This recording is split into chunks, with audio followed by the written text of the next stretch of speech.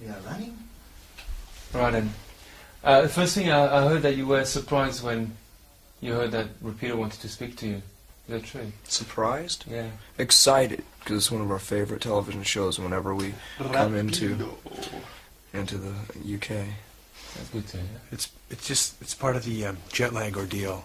Yeah, so it always seems to be on the night that we get into town. And you can't sleep, and it's pretty much the only thing worth watching. So. And, you know, we're like watching international snooker It's better than snooker. And then Rapido comes on, and we jump up and down. Yeah, Rapido, Rapido. Is there anything like that that could compare in America that talks about music? Ed Sullivan Show, American Bandstand, MTV. There's nothing that has the variety of Rapido and the quality. Right. So first reason why I wanted to film you in a hotel room is that because that's your home for most of the year. Well, a lot of the time, this is your home, yeah. Mm-hmm. That's the reason why I wanted to be here, really. Well then, I think I'll just hold the pillow and go to sleep. Good night. Good night.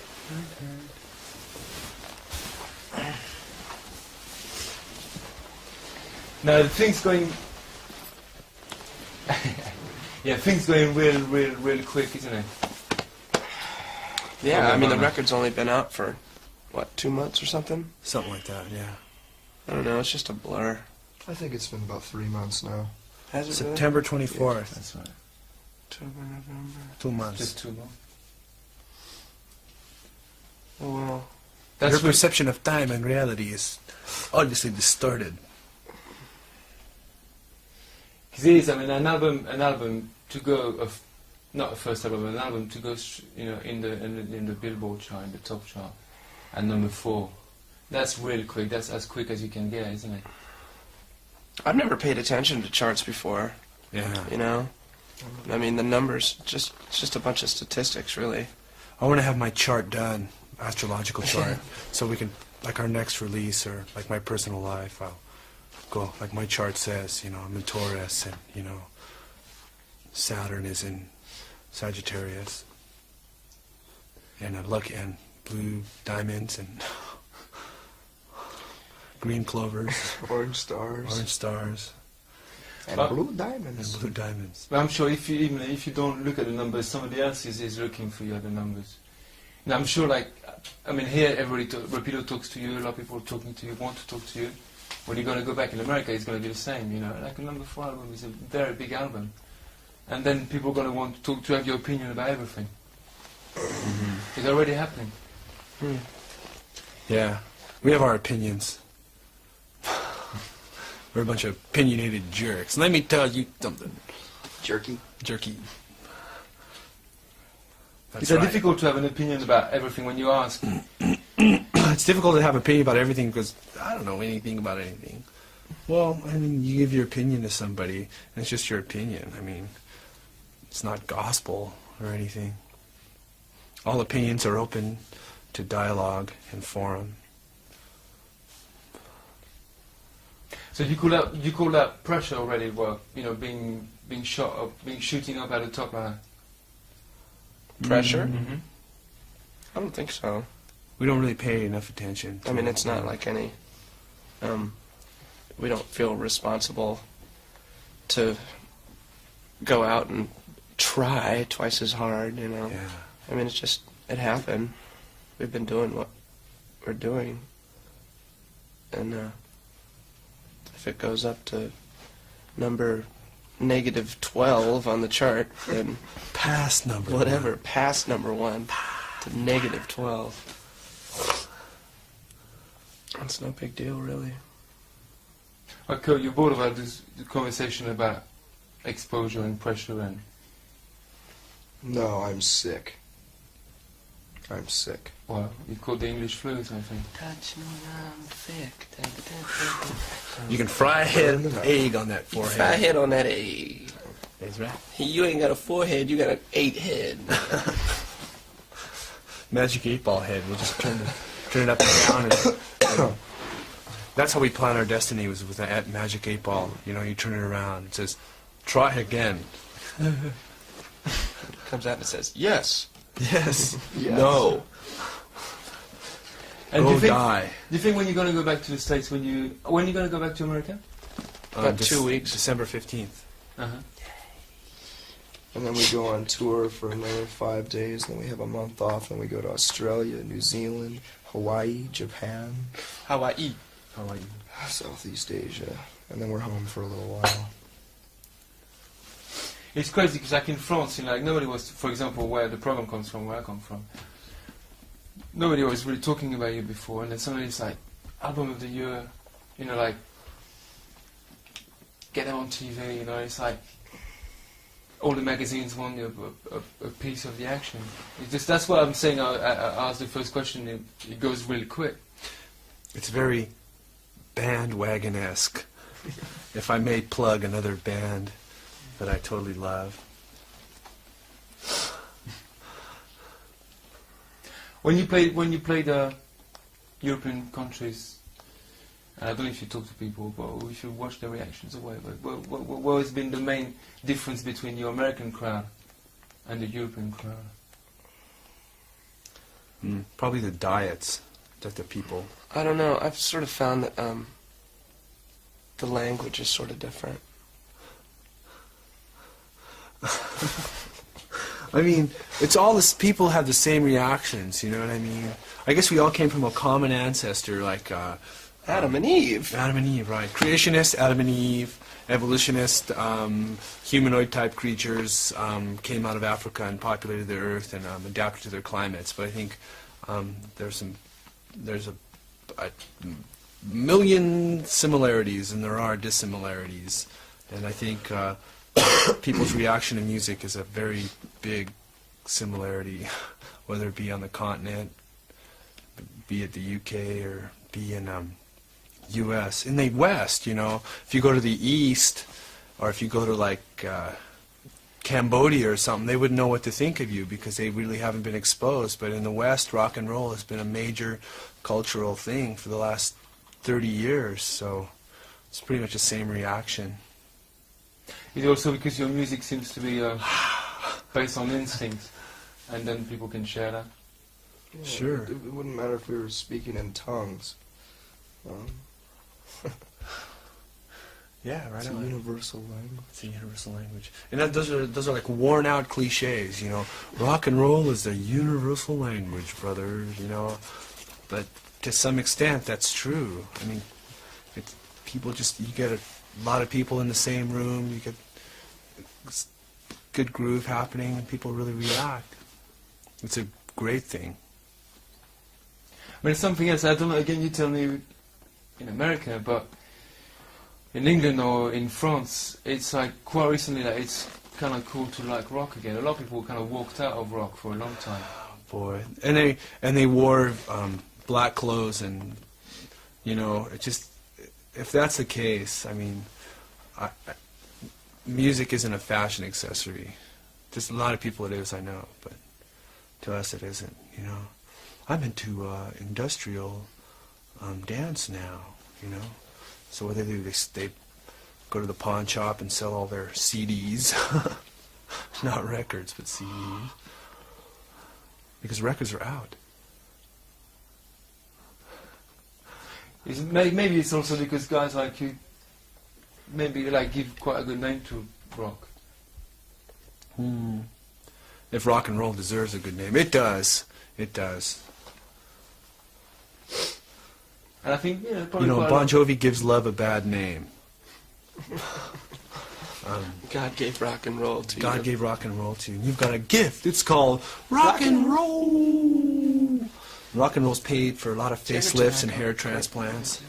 I know. There's one thing that I've learned about rock and roll by being in this business for 5 or 6 years would be to use your illusion. 1 and 2. It depends what illusion it is. Life is full of illusion. And here's my lovely magic. wife. It's magic. Magic. And I mean,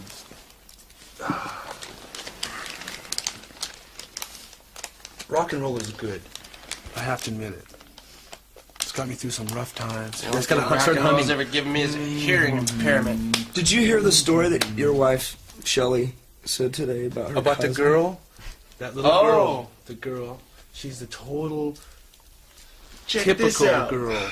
What's that Typical story? girl. It's great. This 13-year-old cousin of Shelley's had for the past couple of years has had her walls covered in New Kids on the Block posters, and she heard Dolls. our album, and she had dolls and everything, and she heard our album Nevermind, and she tore all her posters down Yeah. and burnt her dolls. Yeah. Really? You should know On Stacy. fire. Stacy's like a little brat, like, you know.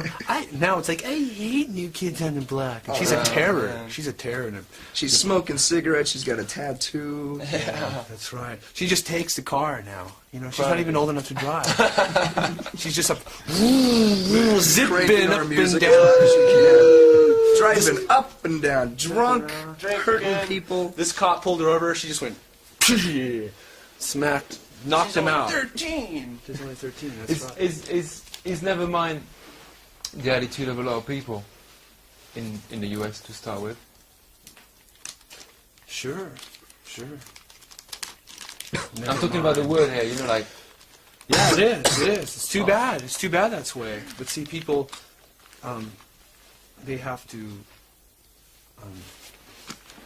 Use their They illusion. make priorities, you know. And a lot of times, a priority is a car in your driveway, or you know, whatever material objects you have, and it's all a bunch of junk, Trinkets and baubles. trinkets. Yeah, look at this shiny stone, you know. Why is this any more? That's a Ming Voss to me. I know. I This need could it. this could be. I mean, Elizabeth Taylor should wear that on her finger. I mean, what's the difference? Can I have a drink? Yeah. without making it like sweeping statement, or generalization, the people of your age, you're seeing them changing? Because I don't know the youth of America. I don't know what's Kids are a happening in lot their head. smarter. It's a good now. record. Kids By are the a way. lot smarter, I'm totally convinced. The average A lot 18-year-old smarter? is a lot smarter than they were when I was an 18-year-old. You think so? I'm convinced. In what I way? sort of wonder. What kind of smartness? They're just more aware. They're more jaded and cynical. They're more aware of injustice. They've learned from their parents' mistakes. American youth have had it all on a silver platter. They've been eating ice cream out of a bowl this big. But now You that know, bowl and then what is is filled it? with But now crack. there's no such thing as Farrell's ice Yeah, cream Farrell's parlors. is gone. Because now Farrell's No is a crack Shakey's. house. Dippy waiters and waitresses singing you happy birthday off key. You ever had one of those zoos? A zoo? Oh Did you yeah. ever have a zoo? It was like 32 different kinds of ice cream, or 16 or something like that. Oh, I thought of another idea for the video. Sea monkeys Hey. floating around in the video. Wouldn't that be neat? Wow. That's a Brian funny one Schrick. because, you know, when you talk about cynicism, I mean, this side of the water, being a cynic is not particularly a good thing. I mean, it's the opposite. No, it's not, but it's a fine defense mechanism. And that doesn't necessarily mean that people are avoiding necessary topics and things that really matter. It just means that they're aware of things. How many times do the people have to learn the same lesson? You know, Well, not everything should be common sense anyway. right? Instead of reactionaryism, nationalism. So that stuff's like easy. There's one band I want to talk about. Do you think a band like R.E.M. open up the doors, the commercial doors, for a band like you to come in and have a commercial success? A little bit. I think every band that's kind of I think it just goes down the line. cracked it a little bit, cracked the door open. You know, Whether it's Sonic Youth, Yeah, Sonic Youth. Jane's Addiction, they did it. I've always thought of REM as a commercial band in the first place. They just happen to be a good, passionate commercial band. And there have always been good, passionate bands in rock and roll throughout the history. It's up to fans and people involved in the music industry to make sure that it doesn't get as stale and as bad as it has within the last 10 years. Especially in the Reagan era. Yeah. Did I roll that too tight? Sorry. Looks like it. I think I did. Yeah. No, Yeah, because I it's mean, too you know, tight. like from the don't know if the word is right, but from the traditional band, the affiliation of band that you're coming up, you talk about, you know, the youth, the Askedoos, people like that. You're the first one to put the door open. Yeah. It seems like the mainstream is very consistent in like blandness, being bland, like bland, boring TV shows, bland, boring bands, bland, boring blockbuster movies. It's all very consistent. When it comes to like mainstream and commercialism, it's sort of like no one's willing to take a chance because it's a risk of money. You know, that's why you've had the same bunch of crap on MTV for the past 6 years or whatever. That's right. I mean, it just comes down to money, and people aren't willing. You know, it's not a feasible business move. You know, it's a vicious circle. Is actually these people who are trying to make money is they play it really safe and they take like a demographic survey. So they survey all these the papal hierarchy in the Vatican. I mean, they survey all these people and say like, what do you like? What do you want to see? And they've been fed garbage, so that's all they know. And they say, we want more garbage. So they give them the garbage. They survey them again, and it's all this garbage. Next thing you know, you have this full landfill full of diapers and styrofoam. And that's mainstream culture. Is a soiled pamper diaper in a Big Mac container. You're talking of Hollywood, for example. You know, like because it costs so much money to make a movie, and it's a risk. Like you're talking about commercial risk. What they do now, they've been doing for quite a few years, is they buy successful French movies of the 50s and the 40s. They were blockbusters because they were well written. Do they colorize them?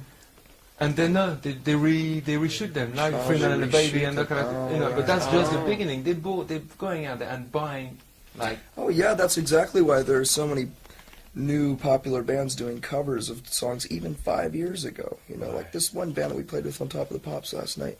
We're doing a cover of a Christopher Cross song. Yikes! Yikes! You know. Crikey! Yeah. What a chuff! Yoinks! What a chuff! Yeah. It's. I mean, how many times do you have to see the same I Love Lucy plot on a sitcom? You know what I mean?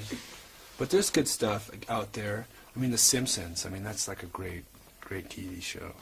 It's a commercial success. Yeah, it is. There's a lot of substance there. It's really good. And because I suppose, you know, the lines are, the walls are pretty thick out there. Maybe thicker than here between people. Is there already been people saying sell out to you because you're commercial? It hasn't really happened, to tell you the truth. You know, because we're not really playing along. I mean, we're not at Studio 54 with Bianca Jagger or cruising down Hollywood Boulevard with Slash and Mickey Rourke. You know, I mean, it's just not our scene, really. Pop, that's, you know, in all the things I read about the band before I met you, it's like there's a word that comes back all the time, it's pop. And I think Isuka is saying, before, during the Bleach time, you know, like I was scared of making pop music. Ooh, did I say that? Well, it was printed anyway. No, it was printed, I see. Sounds like a misquote to No, me. I've always loved pop music. It just so happens that most of the songs that we wrote at the time the Bleach album was coming out were more abrasive songs. There were quite a few songs that were very pop, like the song like About a Girl, that were just left off the album. In fact, a few very pop songs on this album were written at the time, if not before, the Bleach album came out. And I think that releasing the Sliver single was a good example of what Nevermind would have. So let's talk about pop, because it's, you know, if you look, each person's got his definition, I suppose. England's got a completely different way of talking about pop. It's what you have or I have. So what's pop? Pop is like Rubber Soul, Beatles. Just kind of a song with a hook, very simple. Yeah, anything with repetition, it doesn't have to be clean and jangly. Yeah. There are a few Melvin songs that are pop in my eyes. And I think pop could be like children's songs, you know? Yeah. Songs that you're taught in nursery school or whatever. It's not pop as in popular. That's not the case.